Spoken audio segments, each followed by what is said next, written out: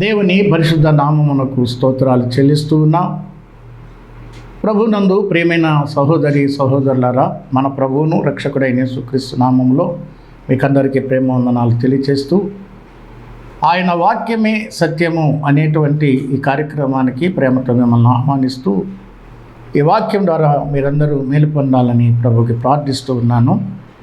ప్రియులారా, మనము ఈ సమయంలో దైవ గ్రంథములో నుండి రాజుల 2వ గ్రంథం 6వ అధ్యాయము 8 నుండి 23 వచనాల భాగములో ఉన్నటువంటి సంగతులను మనము జ్ఞాపకం చేసుకుందాం. రాజుల 2వ గ్రంథం 6వ అధ్యాయము 8 నుండి 23 వచనాల భాగాన్ని మనము ఆలోచన చేద్దాం. ముందుగా మనము 6వ అధ్యాయము 9-10 వచనాలు చదువుకుందాం. అయితే ఆ దైవజనుడు ఇశ్రాయేలు రాజునకు వర్తమానము పంపి, ఫలాని స్థలమునకు నీవు పోవద్దు, అచ్చటికి సిరియనులు వచ్చి దిగి ఉన్నారు అని తెలియజేసిన గనుక ఇశ్రాయేలు రాజు దైవజనుడు తనకు తెలిపి హెచ్చరిక చేసిన స్థలమునకు పంపి సంగతి తెలుసుకొని తన వారిని రక్షించుకొనెను. ఇలాగూ మాటి మాటికి జరుగుచూ వచ్చినందున. పరిశుద్ధ తండ్రి, నీకు స్తోత్రాలు చెల్లిస్తున్నాం నాయన. చదువుకున్న వాక్య భాగమును దీవించి ఆశీర్వదించి అందులో ఉన్న సత్యాలు భావాలు మీరు మాకు బోధించి వాటిని అనుసరించి నడుచుకునే కృప దయచేయమని మా రక్షకుడు ప్రభువైన యేసుక్రీస్తు నామములో ప్రార్థిస్తున్నాము తండ్రి, ఆమేన్. ప్రియులారా, 8వ వచనంలో సిరియా రాజు ఇశ్రాయేలుతో యుద్ధము చేయవలనని కోరి తన సేవకులతో ఆలోచన చేసి, ఫలాని స్థలమందు మన దండుపేట ఉంచుదాము అని చెప్పాను. అయితే ఆ దైవజనుడు ఇశ్రాయేలు రాజునకు వర్తమానం పంపి, ఫలాని స్థలమునకు నీవు పోవద్దు, అచ్చటికి సిరియనులు వచ్చి దిగి ఉన్నారు అని తెలియజేసిన గనుక ఇశ్రాయేలు రాజు దైవజనుడు తనకు తెలిపి హెచ్చరిక చేసిన స్థలమునకు పంపి సంగతి తెలుసుకొని తన వారిని రక్షించుకొనెను. ప్రియులారా, మనము సందర్భాన్ని ఆలోచన చేసినట్లయితే, సిరియా రాజు ఇశ్రాయేలు దేశం మీదకి యుద్ధానికి వెళ్ళాలి అని ఆలోచన కలిగి, ఫలానా స్థలానికి వెళ్ళి అక్కడ నుండి మనం యుద్ధం చేద్దాం అని తన కోటలో తన సైన్యముతో చెప్పినటువంటి మాటలు ఆ కోటలో తన వారితో చెప్పాడు. కానీ ఈ సంగతి దైవజనుడైనటువంటి ఎలీషాకు దేవుడు బయలుపరిచి, సిరియా దేశపు సైన్యము ఫలానా స్థలములో పొంచి ఉంది కాబట్టి నీవు బయటికి పోవద్దు అని ఇశ్రాయేలు రాజునకు దైవజనుడైన ఎలీషా ద్వారా వర్తమానం పంపించాడు. అయితే ఆ వర్తమానాన్ని విన్నటువంటి ఇశ్రాయేలు రాజు ఏ స్థలం గురించి అయితే చెప్పాడో ఆ స్థలానికి మనుషులను పంపి సంగతి తెలుసుకుని జాగ్రత్త పడ్డాడు. బయటికి పోకుండా తన వారిని రక్షించుకున్నాడు అనే మాట మనం చూస్తున్నాం. ప్రియులారా, ఇక్కడ ఇజ్రాయేలు దేశములో ఉన్నటువంటి తన ప్రజలను రక్షించడానికి దేవుడు చేస్తున్న సహాయం. ప్రియులారా, దేవుడు తన ప్రజలను ఎన్నడూ విడిచిపెట్టలేదు. తన ప్రజలు అపాయంలో పడకుండగా, తన ప్రజలు నష్టపోకుండగా దేవుడు అన్ని వేళలా అన్ని విధాలుగా ఆయన కాపాడుతూనే ఉన్నాడు. ఇక్కడ మీరు గమనించినట్లయితే ఇజ్రాయేలు దేశములో తన ప్రజలను రక్షించే నిమిత్తము దేవుడు ఎంత ఆశ్చర్యకరంగా వారికి సహాయం చేస్తున్నాడో చూడండి. ఎందుకంటే సిరియా రాజు ఇజ్రాయేలు దేశాన్ని పట్టుకోవాలని శతవిధాల ప్రయత్నం చేస్తున్నాడు.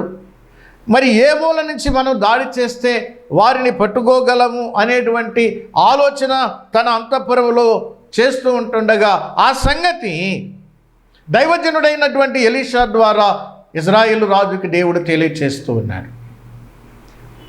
ప్రియులారా, అయితే ఇశ్రాయేలు రాజు సంగతి తెలుసుకుని జాగ్రత్త పడి తన వారిని రక్షించుకుంటూ ఉన్నాడు. ఇక్కడ ఒక మాట మనము గమనించాల్సి ఉంది. ఏమిటంటే,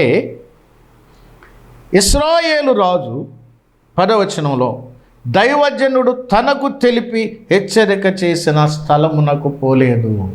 ఇక్కడ నేను నొక్కి చెప్పాలనుకున్న మాట ఏంటంటే, ఇశ్రాయేలు రాజు దైవజనుడు తనకు తెలిపి హెచ్చరిక చేసిన ఆ స్థలానికి పోకుండగా, దేవుడు చూడండి, దేవుడు తన ప్రజలను కాపాడటానికి వారిని హెచ్చరిస్తున్నాడు. ఫలానా స్థలానికి నీవు పోవద్దు, అక్కడ శత్రువు ఉన్నాడు, ఆ స్థలానికి నీవు పోవద్దు అని దేవుడు హెచ్చరించాడు. ప్రియులారా, మనము రక్షణ పొందాలంటే, మనము కాపాడబడాలంటే, మనం భద్రంగా ఉండాలంటే దేవుని హెచ్చరికను మనము మనస్కరించి ఆ హెచ్చరికకు మనము లోబడాలి. ప్రియులారా, ఇక్కడ ఇశ్రాయేలు రాజు చేసింది అదే. దైవజనుడైనటువంటి ప్రవక్త ద్వారా దేవుడు ఏదైతే హెచ్చరించాడో ఆ హెచ్చరిక మాటను నమ్మి అవసరమైతే అతడు వెళ్ళి పరీక్షించి తెలుసుకుని ఆ హెచ్చరికకు లోబడి జాగ్రత్త పడ్డాడు. కాబట్టి ఇశ్రాయేలు రాజు తన ప్రజలను రక్షించుకున్నాడు. ఆనాడైనా ఏనాడైనా దేవుని హెచ్చరికకు మనము లోబడి తీరాలి అనేది మనం ఇక్కడ జ్ఞాపకం చేసుకుంటూ ఉన్నాం. తర్వాత సిరియా రాజుకి చాలా కల్లోలం కలిగింది, ఆందోళన కలిగింది. ఎప్పుడు వెళ్ళినా ఇజ్రాయేలు రాజు దొరకటం లేదు, జాగ్రత్త పడిపోతున్నాడు. కాబట్టి సిరియా రాజుకు అనుమానం వచ్చింది, మనలోనే ఒకడు మనం అంతఃపురంలో మన కోటలో మాట్లాడుకున్నటువంటి ఈ మాటలన్నీ ఇజ్రాయేలు రాజుకి చేరవేస్తున్నాడు. కాబట్టి ఆ మనుషుడు ఎవరో చెప్పండి అని సిరియా రాజు అడిగినప్పుడు తన సైన్యంలో అతను అన్నాడు, రాజా, అటువంటి వాడు మన సైన్యంలో ఎవడు లేడు, కానీ ఇజ్రాయేలు దేశంలో ఒక ప్రవక్త ఉన్నాడు. ఇజ్రాయేలు రాజు పక్షంగా ఎవరునూ లేరు, కానీ ఇజ్రాయేల్లో ఉన్న ప్రవక్తయగు ఎలీషా మీ అంతఃపురమందు మీరు అనుకునిన మాటలు ఇశ్రాయేలు రాజునకు తెలియచేయచ్చు వస్తున్నాడు. అందుకు రాజు, మేము మనుషులను పంపి అతన్ని తెప్పించున్నట్లు నీవు వెళ్ళి అతడుండు చోటు చూచి రమ్మని సెలవీయగా అతడు దోతానులో ఉన్నాడని వర్తమానం వచ్చాను.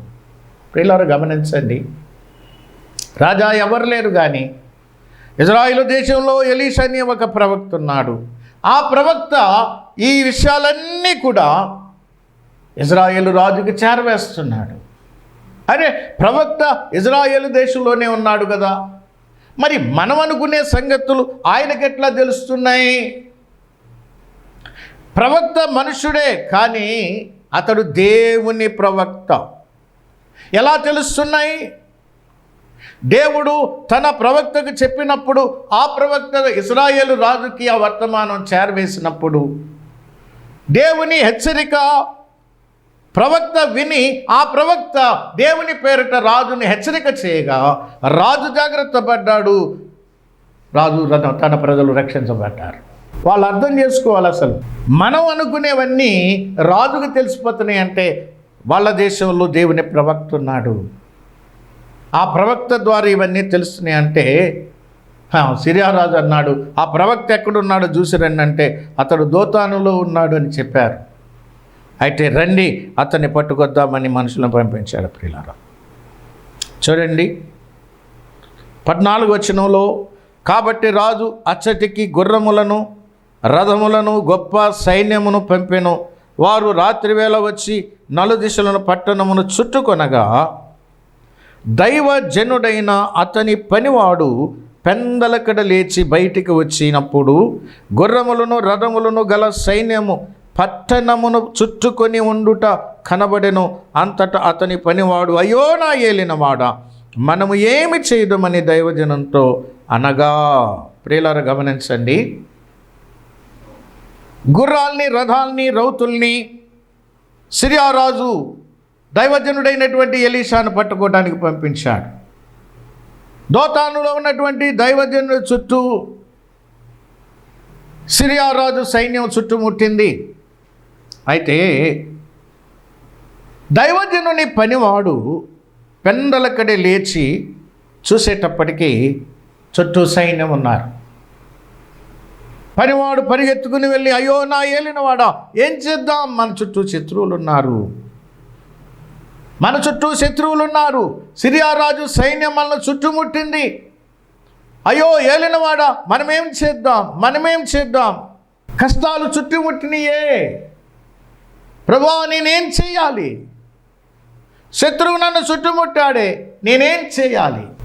దేవునికి ప్రార్థన చేస్తూ మనము అడగాల్సిన ప్రశ్న, ప్రభువా నేనేం చేయాలి, కష్టం వచ్చింది. ఈ పనివాడు దైవజనునికి మొర్రపెడుతున్నాడు, అయ్యో నా ఏలినవాడా, ఏం చేద్దాం, మనమేం చేద్దాం, శత్రువులు చుట్టుముట్టారు. మనం కూడా ఈ విధంగా దేవునికి మొర్రపెట్టాలి. ప్రియుల, ప్రభువా కష్టాలు నన్ను చుట్టుముట్టిని, ఆపదలు నన్ను చుట్టుముట్టిని, ఇబ్బందులు నన్ను చుట్టుముట్టిని, నేనేం చేయాలి ప్రభువా? ఇంకొక సంగతి ఏంటంటే, పనివాడు పెందలకడనే లేచి అనే మాట, ఈ భాగాన్ని నేను చదివినప్పుడల్లా ఆ మాటే నాకు ఎప్పుడు గుర్తుకు వస్తూ ఉంటుందండి. కారణం ఏంటంటే, పనివాడు ఎప్పుడు లేవాలంట? పెందలకడనే లేవాలి. పెందలకడని లేచి అలవాటు నీకుందా? ఉంటే మంచిదే. పెందలకడే లేస్తే నీ చుట్టూ ఉన్న పరిస్థితులు నీకు అర్థమవుతాయి. పెందలకడని లేచినటువంటి పనివానికి పరిస్థితి అర్థమైంది. లేకపోతే వారు ఎలీషాని చుట్టుముట్టి పట్టుకుని పోయడానికి వచ్చేవారే. కానీ ఇక్కడ పనివాడు పెందలకడే లేచినప్పుడు చుట్టూ ఉన్న పరిస్థితులు అర్థమైన తర్వాత ఆ పనివాడు ఏం చేశాడండి? అయ్యో దైవజనుడా, అయ్యో నా ఏలినవాడా, ఏం చేద్దాం, నేనేం చేయాలి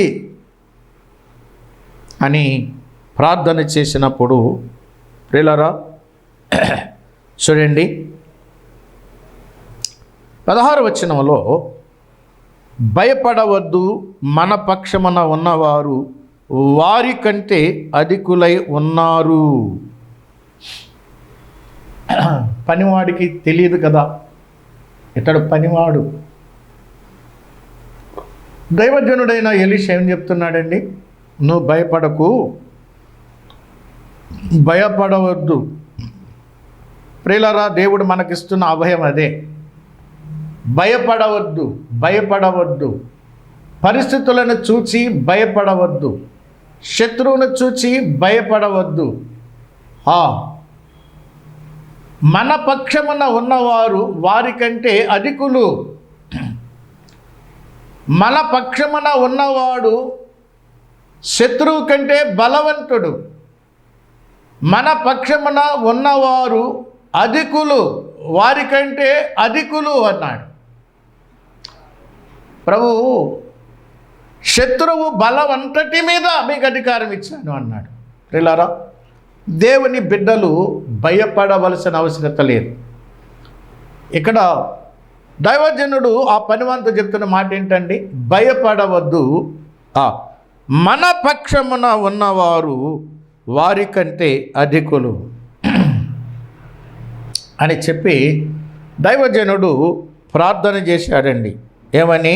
యెహోవా వీడు చూచున్నట్లు దయచేసి వీని కండ్లను తెరవమని ఎలీషా ప్రార్థన చేయగా, యెహోవా ఆ పనివాని కండ్లను తెరిచెను గనుక వాడు ఎలీషా చుట్టూను పర్వతము అగ్ని గుర్రముల చేత రథముల చేతను నిండి ఉండుట చూచెను.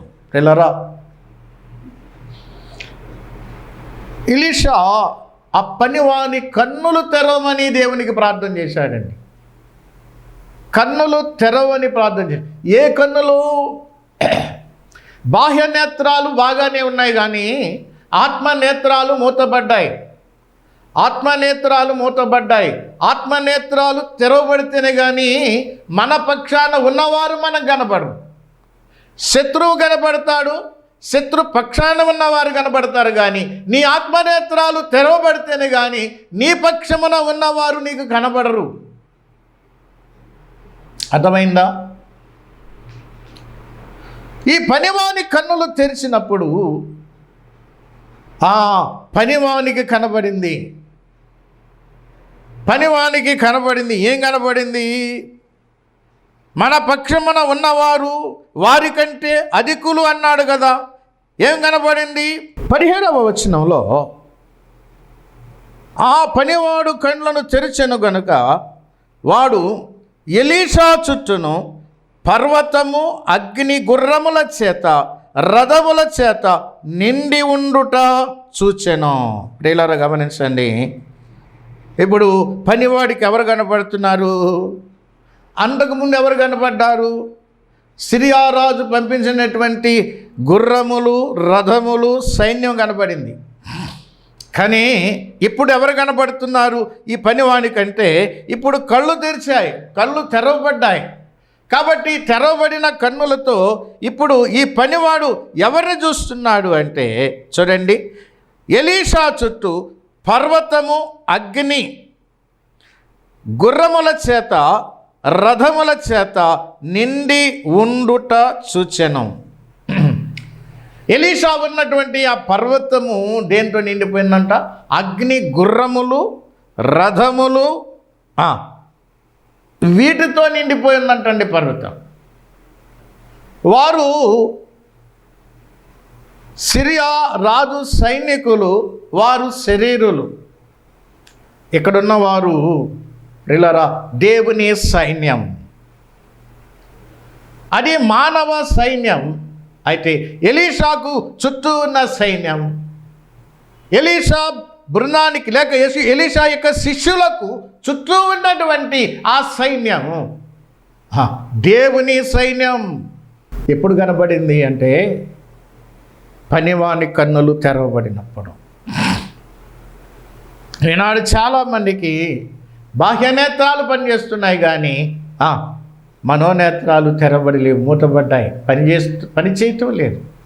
పేతురు పత్రికలో 2వ పత్రికలో 1వ అధ్యాయంలో రాశాడు పేతురు, వారు దూరదృష్టి లేనివారు అన్నాడు. ప్రియులారా, వారు దూరదృష్టి లేనివారు. పౌలు అన్నాడు, కొరంథీ 2వ పత్రిక 4వ అధ్యాయం చివరి వచనాల్లో అన్నాడు, మేము దృశ్యమైన వాటిని చూడక అదృశ్యమైన వాటిని నిదానించి చూస్తున్నాం, కాబట్టి ఈ శ్రమలు మాకు ఏమీ లెక్కలేదు అన్నాడు. దృశ్యమైన వాటిని చూశాడు ఈ పనివాడు, అదృశ్యమైన వాటిని చూడలేకపోయాడు కాబట్టి భయపడ్డాడు. పౌలు అంటున్నాడు, ఆ మాట మనము జ్ఞాపకం చేసుకున్నాం. చూడండి, కొరింథీయులకు రాసిన 2వ పత్రిక 4వ అధ్యాయములో 16వ వచనములో, కావున మేము అధైర్యపడము, మా బాహ్య పురుషుడు కృషించుచున్నాను, ఆంతర్య పురుషుడు దినదినము నూతనపరచబడుచున్నాడు. మేము దృశ్యమైన వాటిని చూడక అదృశ్యమైన వాటిని నిదానించి చూచుచున్నాము గనుక క్షణమాత్రముండు ఈ మా చులకని శ్రమ మా కొరకు అంతకంతకు ఎక్కువైన నిత్యమైన మహిమ భారమును కలగచేయుచున్నది. ఎలయనగా దృశ్యమైనవి అనిత్యములు, అదృశ్యమైనవి నిత్యములు. మేము భయపడం, మేము అధైర్యపడం.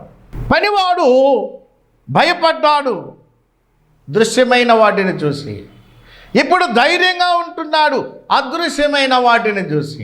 అదృశ్యంగా ఉన్నటువంటి దేవుని యొక్క గుర్రములు, రథములు, అగ్ని గుర్రములు, అగ్ని రథములు పనివాడు చూశాడు. ఎప్పుడో తెలుసా?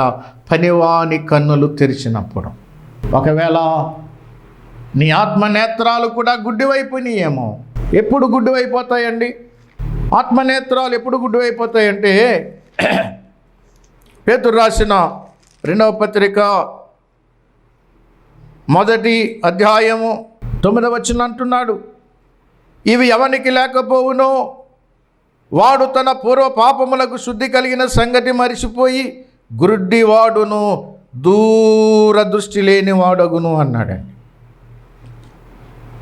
ఏమి లేకపోతేని చూడండి, ఏమి లేకపోతే ఇక్కడే చెప్పాడు 5వ వచనం నుంచి, ఆ హేతువు చేతనే మీ మట్టుకు మీరు పూర్ణ జాగ్రత్త గలవారై మీ విశ్వాసమునందు సద్గుణమును, సద్గుణమునందు జ్ఞానమును, జ్ఞానమునందు ఆశానిగ్రహమును, ఆశానిగ్రహమునందు సహనమును, సహనమునందు భక్తిని, భక్తి యందు సహోదర ప్రేమను, సహోదర ప్రేమ యందు దయను అమర్చుకునుడి. ఇవి మీకు కలిగి విస్తరించిన ఎడల అవి మన ప్రభువైన యేసు క్రీస్తును గూర్చిన అనుభవ జ్ఞాన విషయములో మిమ్మల్ని సోమరులైనను నిష్ఫలైనను కాకుండా చేయును. ఇవి కనుక లేకపోతే మీరు గుడ్డివాళ్ళు, దూరదృష్టి లేని వాళ్ళు అయిపోతారు. ఆలోచన చేశారా? ఈనాడు కళ్ళు వచ్చి మళ్ళీ గుడ్డోళ్ళు అయిపోయారు చాలామంది విశ్వాసులు. అందుకే భయం. మన మనోనేత్రాలు ఎప్పుడు తెరవబడి ఉండాలి, ఆత్మనేత్రాలు ఎప్పుడు తెరవబడి ఉండాలి. ఈ పనివాని యొక్క కన్నులు తెరవబడినప్పుడు పనివానికి అదృశ్యంగా ఉన్న దేవుని సహాయం, అదృశ్య హస్తం పనివానికి కనబడింది. ప్రియులారా, మన దేవుడు అదృశ్యుడు. అదృశ్యుడైనటువంటి దేవుని కరుణా హస్తం మనకెల్లప్పుడూ తోడుగా ఉంటుంది. అది మనకు కనబడదు. అయితే మన కంటికి కనబడే వాటిని బట్టి భయపడకుండగా, మనకి కనబడకుండగా అదృశ్యంగా ఉన్నటువంటి దేవుని సహాయాన్ని బట్టి మనం ధైర్యంగా ముందుకు సాగిపోవాలని నేను జ్ఞాపకం చేస్తూ ఉన్నాను. అయితే 18వ వచనంలో, ప్రియులారా, ఆ దండువారు అతని సమీపించినప్పుడు ఎలీషా ఈ జనులను అంధత్వముతో మొత్తమని యెహోవాను వేడుకొనగా ఆయన ఎలీషా చేసిన ప్రార్థన చొప్పున వారిని అంధత్వముతో మొత్తెను. ప్రియులారా, కన్నులు మూయాలన్నా దేవుడే, కన్నులు తెరవాలన్నా దేవుడే. పనివాని కన్నులు తెరిచిన దేవుడు శత్రువుని కన్నులు మూయించాడు. పనివాని కన్నులు తెరిచిన దేవుడు శత్రువుల కన్నులు మూశాడు. ఆనాడు ఇశ్రాయేలు ప్రజలు ఎర్ర సముద్రంలో పడి దాటిపోతూ ఉండగా వారి శత్రువులు వారిని వెంబడిస్తూ ఉన్నప్పుడు పగలు మేఘస్తంభములో నడిపించిన ప్రభువు